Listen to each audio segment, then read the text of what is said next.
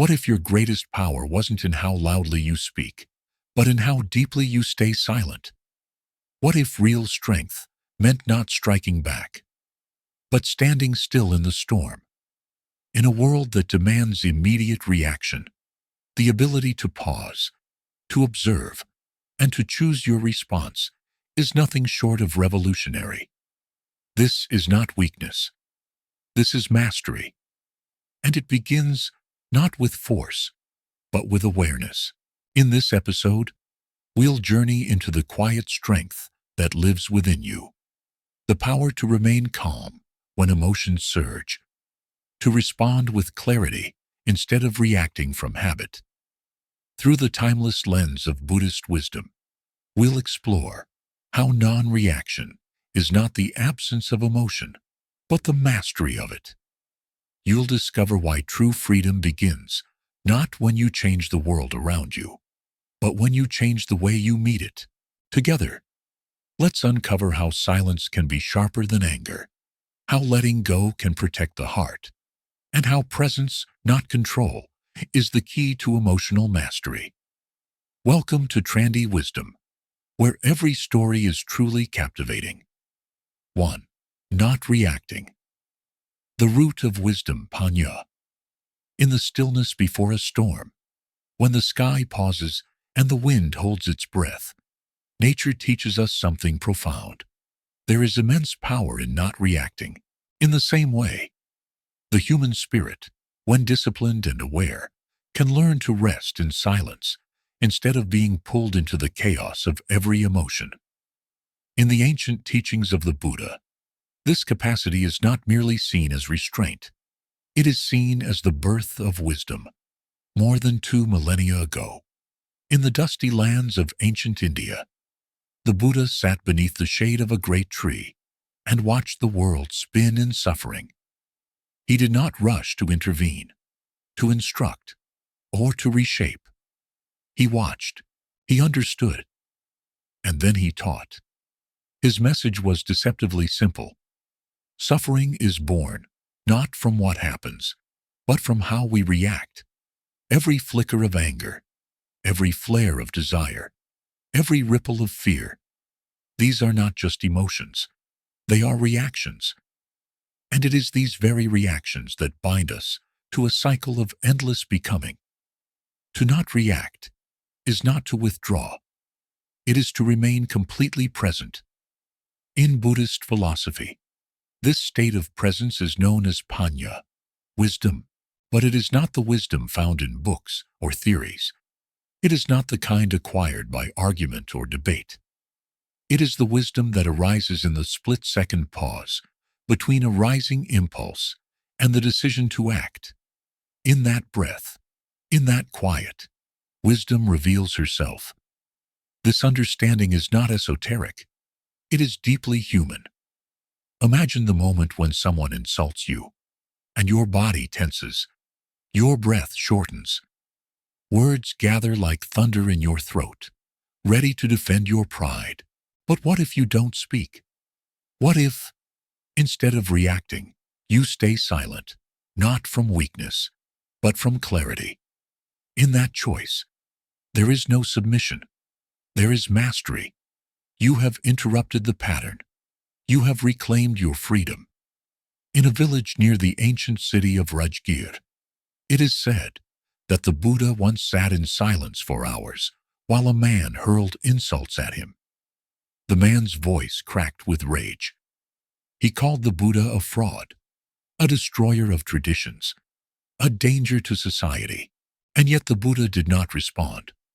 When the man ran out of breath and words, the Buddha looked up and said, "If someone offers you a gift and you do not accept it, to whom does the gift belong?" The man stared, confused. "To the one who offered it," he finally said. "Exactly," the Buddha replied. "In the same way, I do not accept your anger." The story, whether literal or allegorical, has echoed across centuries, not because it's dramatic, but because it reflects a deeper truth. When we don't react, We don't participate in the chain of suffering. The modern world, built on speed and stimulation, has made reaction a default setting. A message arrives, and we respond instantly. A comment offends, and we retaliate. A craving arises, and we indulge. Our nervous systems are trained for immediacy, and our minds have forgotten the luxury of pause. But wisdom is not found in the instant. It dwells in the delay. In Buddhism, this is known as the practice of appamada, heedfulness, or careful attention. To be heedful so is to observe without being consumed. It is to witness the burning of desire without reaching for the flame. Scientific studies now echo what the Buddha taught thousands of years ago. Neuroscientists have found that the amygdala, the brain's threat detector, activates in a fraction of a second when we feel provoked. But when we pause, even for a few seconds, the brain's prefrontal cortex has a chance to engage, allowing for reasoning, compassion, and higher judgment. The ancient path of mindfulness is, in essence, a way to extend that pause, not to suppress the emotion, but to hold it gently and watch it shift. As the Buddha often reminded his disciples, all conditioned things are impermanent. Anger, too, fades if we stop feeding it. Yet the practice of non-reaction does not mean we become cold or indifferent. Quite the opposite. In not reacting, we create space for deeper connection. When someone yells, and we remain grounded, we break the chain of escalation. When fear arises, and we do not run, we meet ourselves with honesty. When we feel the pull of desire, and do not chase it blindly, we honor our own clarity. It is here that compassion can arise, not as a performance, but as a natural unfolding. There is an ancient metaphor in Buddhist texts that compares the mind to a clear lake. When we react, it is as if stones are thrown into the lake, disturbing its surface and clouding its depths. But when we observe without reacting, the water remains still, and we can see to the bottom. In that clarity lies understanding, and in understanding, wisdom takes root. The path to this wisdom is not easy. It is not attained in one retreat or through one book. It is cultivated moment by moment, often in the smallest, most unnoticed struggles. A parent choosing not to yell, a friend choosing not to gossip, a teenager choosing not to retaliate. Each is an act of courage. Each is an act of awakening. And as these moments accumulate, a new way of being emerges. A life lived not in reaction, but in resonance. In the early morning monasteries of the Ganges Valley, monks rise before the sun, not to escape the world, but to prepare for it. They sit not to avoid life's noise, but to meet it with steadiness. Every breath is a rehearsal for those moments when the world will test them. They are training in the art of non-reaction, not to become saints, but to become free. To not react is to return to what the Buddha called Tathagata, the one who thus comes and thus goes, unmoved by praise or blame, untouched by gain or loss, free from the tight grip of ego. This is not a mythical figure. It is the awakened quality within each of us, waiting beneath the surface, just beyond the next reaction. And so, the question is not whether you will feel anger, fear, desire. Of course, you will. The question is, will you react, or will you witness? In that choice lies the difference between bondage and liberation. Not reacting is not the end of feeling. It is the beginning of understanding. It is the root of wisdom. And in that root, everything else can grow. 2. Emotional mastery through mindfulness, satyo. In the early light of dawn, when the world is quiet and the air is cool with the breath of a sleeping earth, Monks in the ancient cities of the Ganges Valley step silently through the mist. Their robes ripple with each step, but their minds remain still. In this moment, they are not searching for enlightenment. They are practicing presence. They are cultivating sati. Sati, the Pali word often translated as mindfulness, is one of the most misunderstood teachings of Buddhism. It is not merely attention. It is not the act of watching the breath or noting thoughts as they arise. Sati is a deeper, more sacred art, the disciplined remembering of the present moment, carried not only in thought, but in the marrow of being. It is the silent companion of wisdom. It does not erase emotion, but transforms it. It is not escape. It is embrace. To master emotion is not to suppress it, nor to pretend that we are untouched by life's storms. In Buddhist practice, mastery is not dominance, it is understanding. The river of emotion flows through every human heart. Anger, fear, joy, sorrow, longing. All these rise like waves on the ocean. Mindfulness does not dry up the ocean. It teaches us how to swim. Long ago, the Buddha spoke of the two arrows. When we are struck by life, by loss, insult, fear, we are wounded by the first arrow. But when we react with resistance, denial, or hatred, we wound ourselves again with a second arrow. The first is pain. The second is suffering. Mindfulness is the shield between these arrows. It is the space that allows us to feel without fueling, to experience without becoming entangled. In a forest monastery, nestled beneath the shade of sal trees, a novice monk once confessed to his teacher that he felt unworthy. His thoughts were chaotic, his emotions unpredictable. The teacher, a man who had spent decades in silence, picked up a bowl of water and stirred it with his finger. The surface trembled and blurred. "This is your mind right now," he said. Then he placed the bowl down, and they waited. Slowly, the ripples calmed, and the reflection of the sky returned. "This is mindfulness," he said. We do not stop the water from moving. We stop touching it. Modern science has only recently begun to glimpse what ancient monks have long known. Emotional mastery is not achieved by willpower alone. It begins with awareness. Neuroscientific research shows that mindfulness practice increases activity in the prefrontal cortex, the area of the brain associated with decision-making, empathy, and emotional regulation.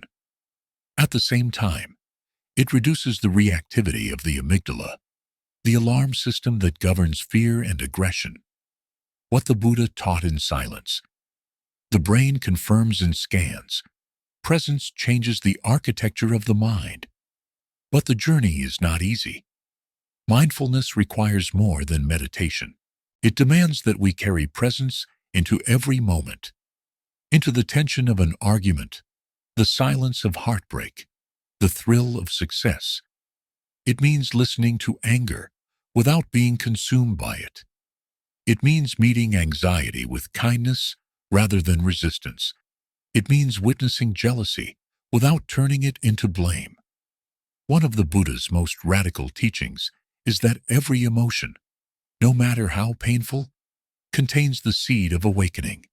Anger, when seen clearly, reveals our attachments. Fear uncovers our illusions. Grief points to love.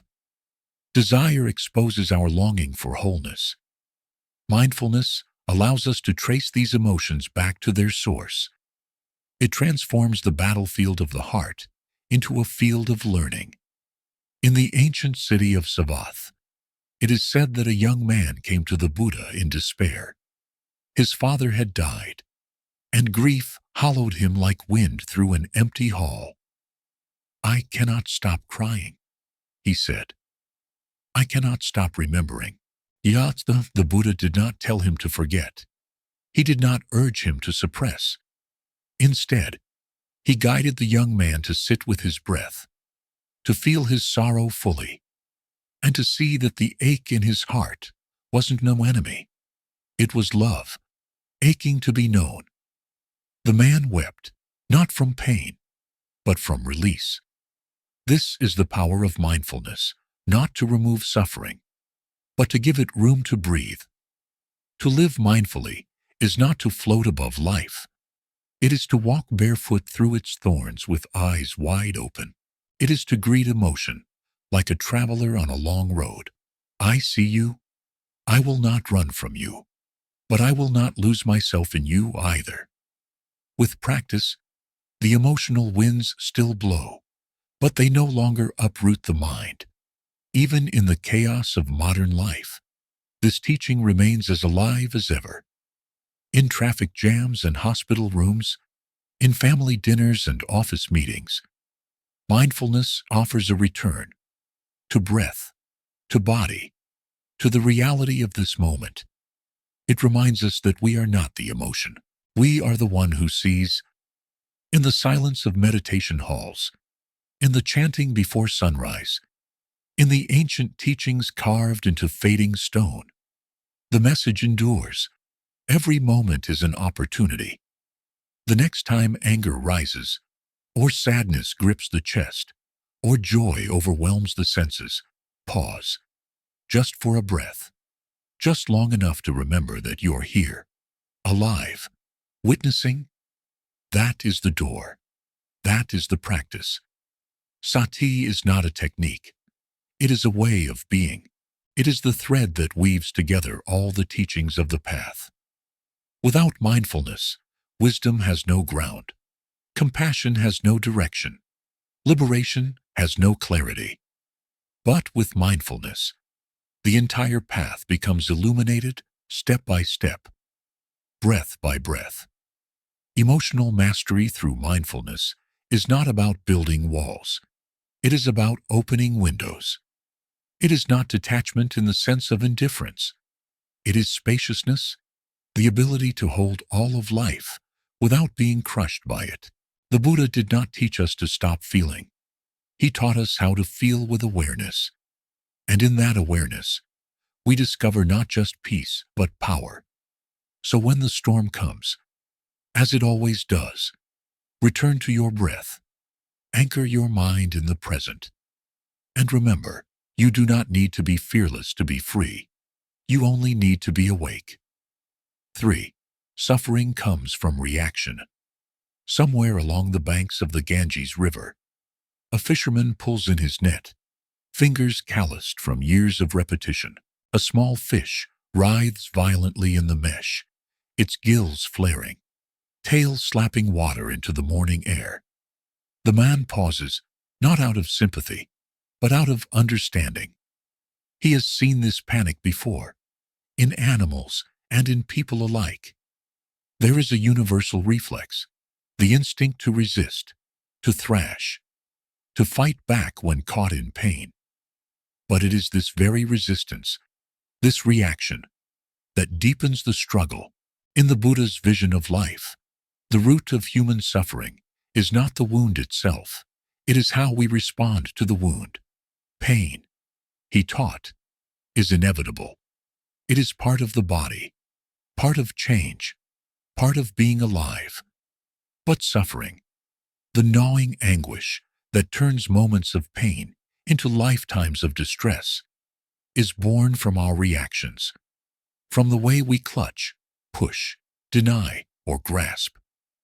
This teaching, deceptively simple, is one of the most radical ever spoken in human history. In the ancient deer park of Isipatana, where the Buddha first turned the wheel of Dharma, he spoke of the Four Noble Truths. The first was direct and uncompromising. Life involves suffering. The second, more subtle, pointed to the cause, not fate, not gods, not punishment. The cause was tanha, craving, thirst, the deep-seated resistance to what is. Whenever we want things to be other than they are, we suffer. And that wanting, whether for pleasure to stay or for pain to vanish, is itself a reaction. Consider the moment you feel insulted. A surge rises in your chest. The mind floods with justifications, defenses, imagined arguments. But the insult itself is a brief event, words in the air. It is the echo, amplified by your reaction, that torments you for hours, days, years. A slight becomes a scar, not because of its size, but because we keep touching it with memory and meaning. The Buddha likened this to being shot with an arrow. The first arrow is the initial pain, loss, sickness, insult, disappointment. But when we react with anger, denial, fear, or obsessive thought, we shoot ourselves with a second arrow. It is this second arrow that we control. The first may be destiny. The second is choice. In the heat of everyday life, this teaching is not always easy to apply. When betrayal slices through trust, when illness takes hold, when someone we love vanishes into death, the reaction is almost automatic. But Buddhism does not ask us to be unfeeling. It asks us to look deeper, to slow down the machinery of the mind and ask, what am I adding to this pain? What story am I telling? What craving for control, permanence, or fairness is feeding this flame? Even today, in bustling modern cities, the pattern repeats. A driver cuts us off, and our pulse quickens. An email arrives, and anxiety blooms. A partner forgets something small, and the mind spins stories of neglect. We suffer not because of the event, but because of the meaning we assign to it. This meaning is our reaction, and it is here that liberation begins.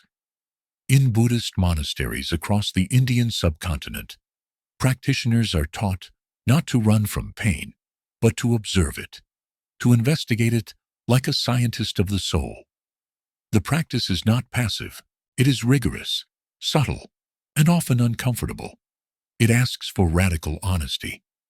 When sadness arises, we are taught to sit with it, to feel its texture, to watch it crest and fall, to trace it back to its trigger. When anger arises, we observe its heat, not to suppress it, but to understand its craving for justice or control. This patient witnessing, repeated over years, becomes a form of emotional alchemy. The reaction softens. The suffering lightens. One monk once described it like this: when I was young, I feared the storm.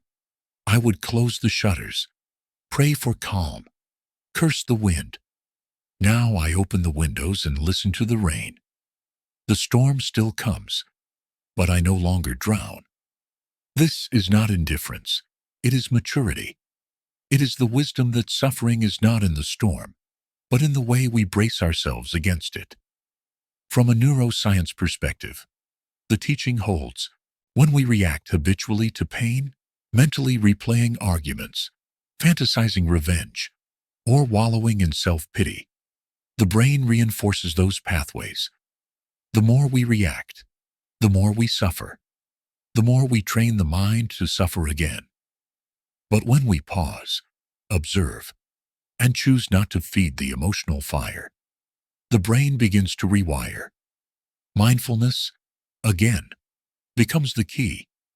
This is why so much of the Buddhist path centers around non-reactivity, not as a denial of life, but as a return to life. To eat slowly is to not react to hunger with greed. To speak kindly is to not react to conflict with cruelty. To breathe in stillness is to not react to noise with more noise. Each act becomes a protest against the tyranny of reaction. Yet this discipline is not only for the monastery.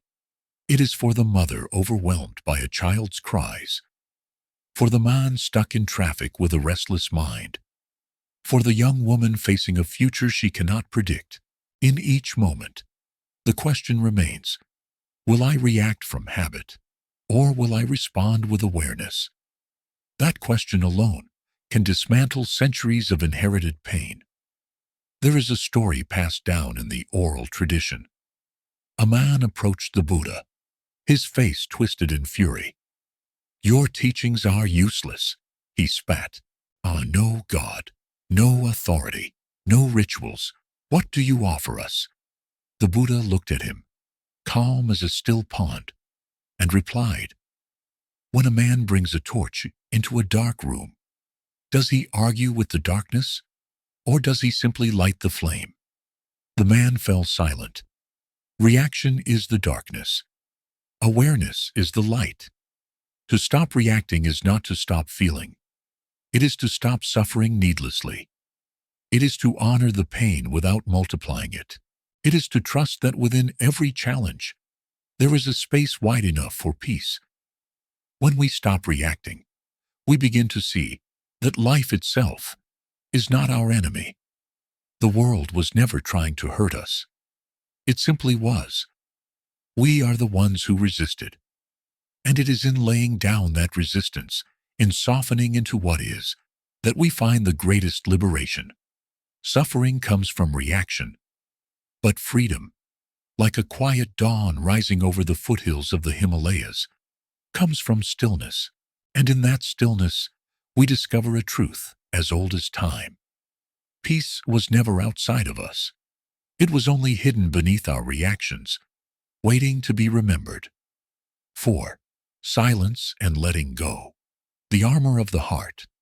At the edge of a forest, just as twilight dims the gold of day into the hush of night, a monk stands beneath an ancient Bodhi tree. His lips do not move, but his presence speaks. Around him, the world continues in its ceaseless motion, birds returning to their nests, wind brushing through tall grass, the last rays of sun slipping behind distant hills. And yet, he remains unmoved, not frozen, not withdrawn, but open, silent, here. Silence is not absence, it is power. It is protection. It is the armor of the heart. In the teachings of the Buddha, silence is not mere quiet. It is a practice, a refuge, a teacher. The loudest truths are often not spoken, but felt, breathed, and embodied. Silence holds what words cannot. It is in silence that the heart finds its true shape, free from the distortions of reactivity, pride, and fear. The ancient texts speak of the Buddha's profound silences, when he responded to insults with stillness, when he answered paradoxes with a gentle gaze, when he taught not through declarations, but through presence. These were not evasions. They were awakenings.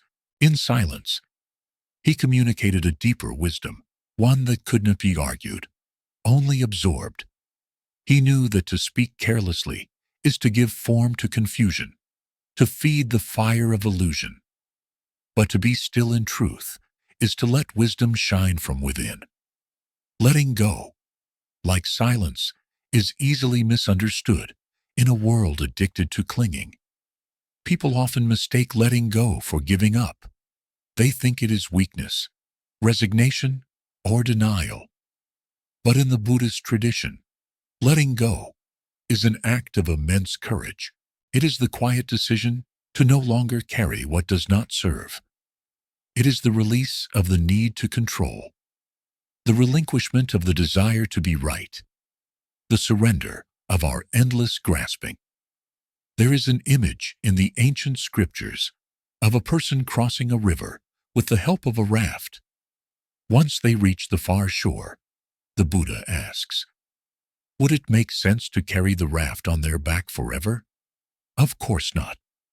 The raft was useful, but it is no longer needed. In the same way, our beliefs, roles, identities, and even emotions may serve us at one point, but to carry them forever is to suffer. Letting go is not loss. It is wisdom. It is knowing when to put the raft down. In daily life, we often build walls around the heart, not from malice, but from memory. We have been hurt, so we guard. We have been ignored, so we speak louder. We have been left behind, so we cling tighter. But what if the true strength of the heart is not found in resistance, but in surrender? Not in armoring with fear, but in resting in awareness? The monk under the Bodhi tree has let go, not of compassion, not of responsibility, but of the need to defend his ego. He no longer reacts to insult, nor does he crave praise. His silence is not empty. It is full of understanding, of stability, of spaciousness. It is this inner stillness that becomes his shield, not against life, but against delusion. There is a kind of silence that is born of fear, the kind that avoids truth and hides from discomfort. That is not the silence of wisdom. The silence of letting go is not afraid to face what is real. It is the silence that listens deeply, not just to others, but to the quiet whisper of the heart. When practiced rightly, this silence becomes clarity, and that clarity becomes compassion. In the presence of such silence, others soften. Anger has nowhere to land. Blame finds no target. Conflict loses its grip, not because the world has changed, but because we have stepped out of the storm. In this way, silence becomes contagious. It teaches by example.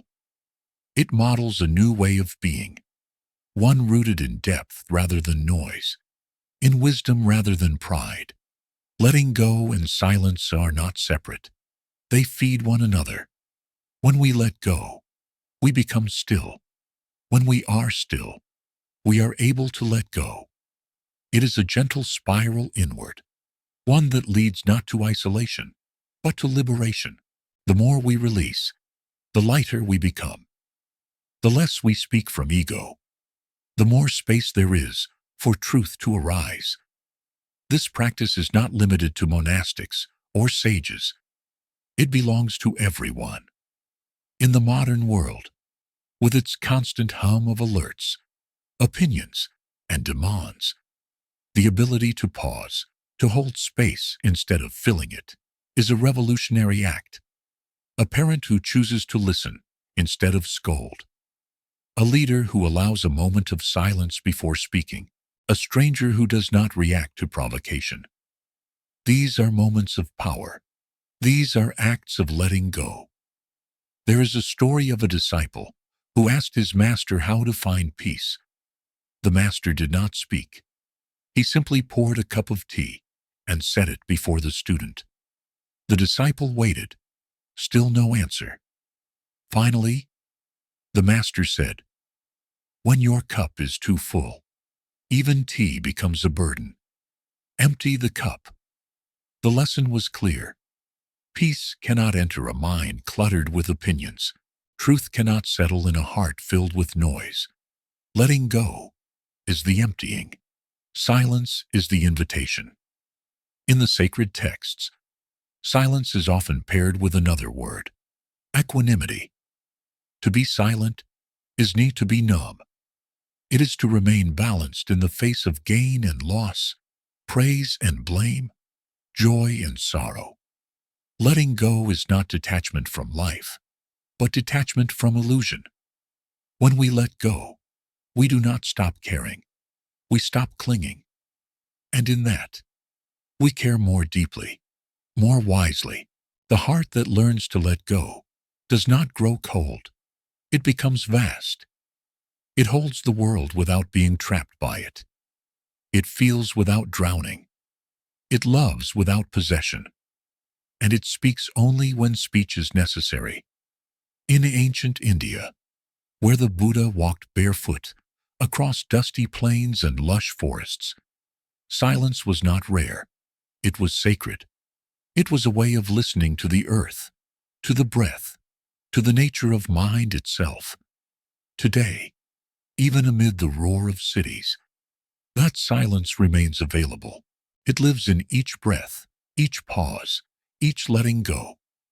It waits patiently beneath the noise, ready to return the moment we remember it. Silence is not the absence of sound. Letting go is not the absence of care. Together, they form a refuge, an armor not made of steel, but of presence. In this stillness, suffering has no purchase. In this spaciousness, wisdom grows. The monk beneath the Bodhi tree is not escaping the world. He is embracing it, with open eyes and a quiet heart. He knows that silence does not retreat from truth. It reveals it. And letting go is not the end of love. It is its purest form. In the end, what protects the heart is not how loudly it speaks, nor how tightly it holds, but how quietly it sees, and how gently it releases. That is the armor of the heart. That is the path to freedom. 5. Non-reaction is the highest action. In the highlands of ancient India, where the wind moves freely over rice terraces and riverbeds carved by times, a traveler once asked a wandering monk, "What is the greatest thing one can do in the face of injustice?" The monk did not raise his voice. He did not point a finger or recite a creed. Instead, he closed his eyes, inhaled softly, and said, "To not react." The traveler, confused, thought it cowardice, but the monk smiled and added, "Because when you stop reacting, you start seeing clearly, and only with clear sight can true action be born." Non-reaction. It is a concept often misinterpreted in the modern world, where power is measured by volume, presence by performance, and justice by retaliation. But in the teachings of the Buddha, non-reaction is not passivity. It is not inaction. It is not silence born of fear. It is the stillness that sees. It is the space between impulse and intention. It is the highest action because it is action without illusion. The Buddha did not live a life of avoidance. He walked into suffering. He touched lepers. He spoke truth to kings. He was insulted, misunderstood, betrayed, and yet, again and again, he returned to a still, unshaken mind. This was not because he lacked feeling. It was because he had trained himself not to be ruled by emotion. His calm was not cold. It was compassionate. His restraint was not weakness. It was wisdom. Non-reaction is difficult precisely because it is a confrontation, not with the world, but with the self. When someone offends us, we want to retaliate. When we are hurt, we want to hurt in return. When we are afraid, we want to run or to fight. These are the reflexes of an untrained mind. Buddhism does not deny them. It reveals them. It asks us to pause long enough to see what we are about to become. Imagine standing on the edge of a cliff, watching storm clouds build across the valley. The wind howls, and lightning strikes nearby. The instinct may be to panic, but if you do not react, if you stand firm, breathe, and observe, you begin to notice patterns in the storm. You begin to understand its nature. And once you understand something, you no longer fear it. You act not out of fear, but out of insight. This is what non-reaction offers, the freedom to choose. Without it, we are puppets pulled by the strings of old wounds and unconscious habits. But with it, we regain authorship of our lives. We stop being reactors. We become responders. In the Buddhist monastic code, there are stories of monks enduring scorn and physical harm without retaliating. Some Western minds may interpret these tales as submission, but the Buddha never taught people to accept injustice blindly. What he taught was clarity. If one must act, let it be out of compassion, not vengeance. If one must speak, let it be from truth, not ego. If one must resist, let it be with the strength of understanding, not the heat of rage. There is a reason why the Eightfold Path, the Buddha's blueprint for freedom, begins not with right action, but with right view. Action without right view is reaction. But once the mind is clear, even a single breath can become an offering of peace. This clarity has never been more urgent than now. In a world accelerating with outrage, quick judgments, and digital tempers, non-reaction is a form of resistance. It is the refusal to be provoked by every headline, every insult, every opinion hurled into the void. It is the choice to listen instead of shout, to breathe instead of break, to wait instead of war. Non-reaction, however, is not the same as detachment. One does not become stone. One becomes soft enough to feel fully, and steady enough not to be shattered. A master once said, "Let your heart be like a deep ocean, full of life, but calm on the surface." In this way, non-reaction does not erase emotion. It integrates it. It places emotion in the hands of wisdom. Science, too, has begun to map what the sages knew. When we pause before reacting, even for a few seconds, the brain's prefrontal cortex is activated, enabling rational thought, empathy, and self-regulation. The amygdala, our primal alarm bell, quiets. This is not just spiritual metaphor. It is biological truth. The space created by non-reaction is where new patterns of mind are born. In the Vinaya texts, the Buddha once encountered a monk who was consumed with rage. The monk had been criticized publicly and had spent days replaying the offense in his mind.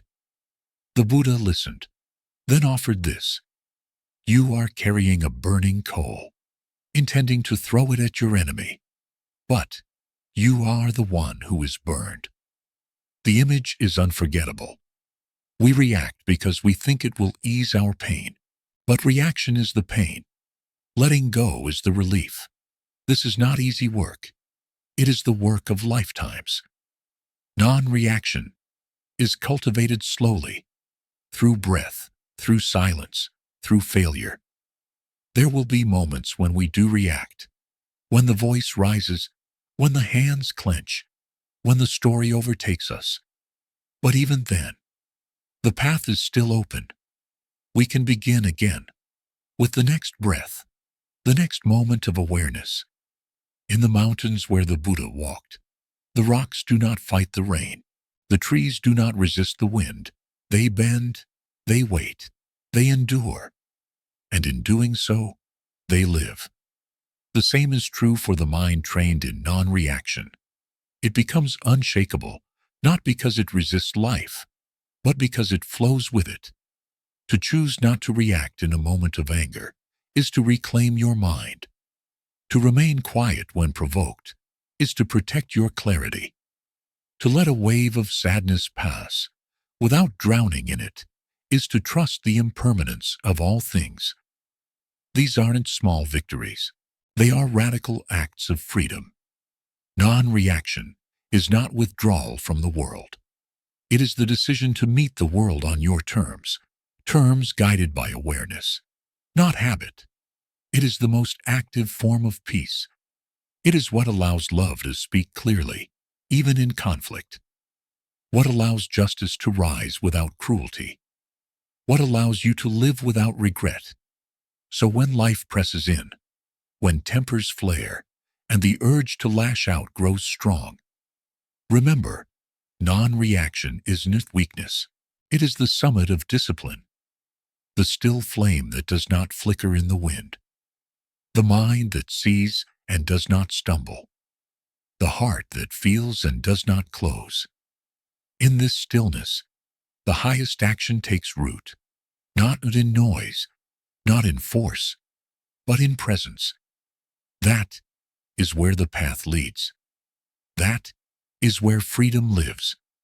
When you no longer react to every noise the world throws at you, you begin to hear the quiet voice of wisdom within. Remember, peace doesn't come from controlling everything. It comes from not letting everything control you. If this message touched something in you, guys, don't forget to like, subscribe, and share it with someone who may need it today. Thank you for watching. This is Trendy Wisdom, where every story is truly captivating